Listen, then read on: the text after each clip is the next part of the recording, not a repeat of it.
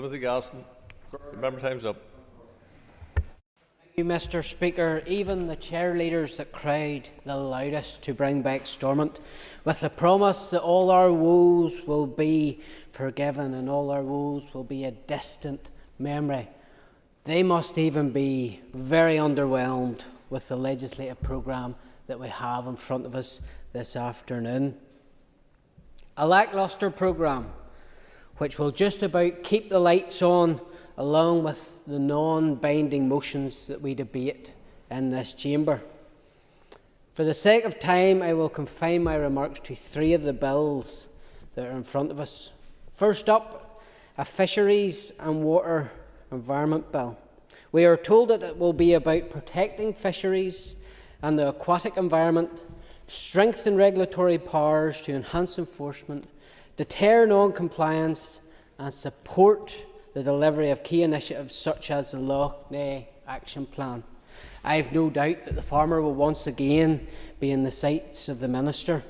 If the Minister is indeed serious about tackling these issues, I trust he will tackle the scandal that surrounds the Lochs Agency, a body which seems exempt from the norms of fiscal responsibility, transparency and the proper stewardship of public funds. I know from answers to questions from the Minister that the approved staff complement for the Lochs Agency stands at 53 full-time equivalents, a figure sanctioned by the North-South Ministerial Council and designed to ensure efficient, accountable operations. But what do we have in reality? The agency currently employs 68 individuals, 44 permanent, 21 temporary and 3 externally funded project staff. That's a 28% overrun with no apparent approval for this expansion. The Minister assures us that a review of the staff complement is underway, subject to approval from both sponsoring departments. One must wonder if that review would have happened if it wasn't for the fact of my questions coming from this backbencher. Despite the swollen ranks and staff, successful prosecutions for illegal net use have plummeted from 15 in 2015 to 0 in 2022 and 0 in 2024. In truth, the Minister doesn't need a bill to deal with those issues.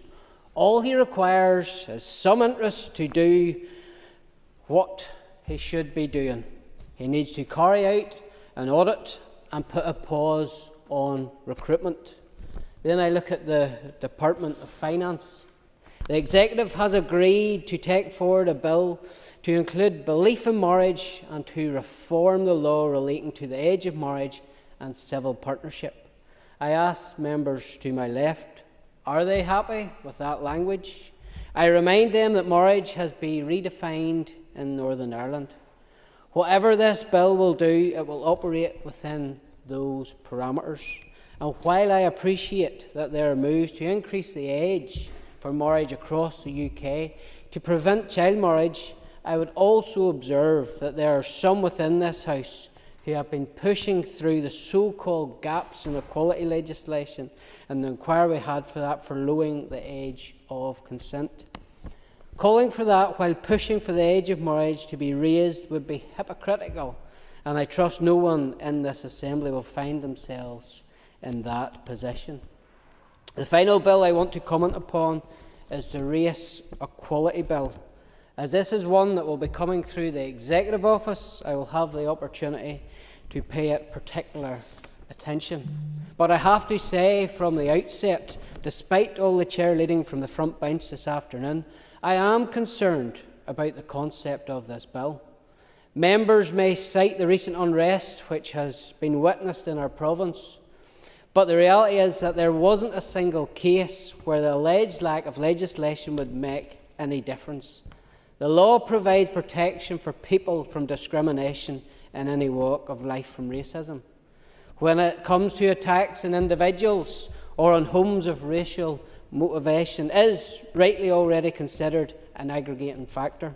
Article 2 of the 2004 Criminal Justice No. 2 Order makes that abundantly clear.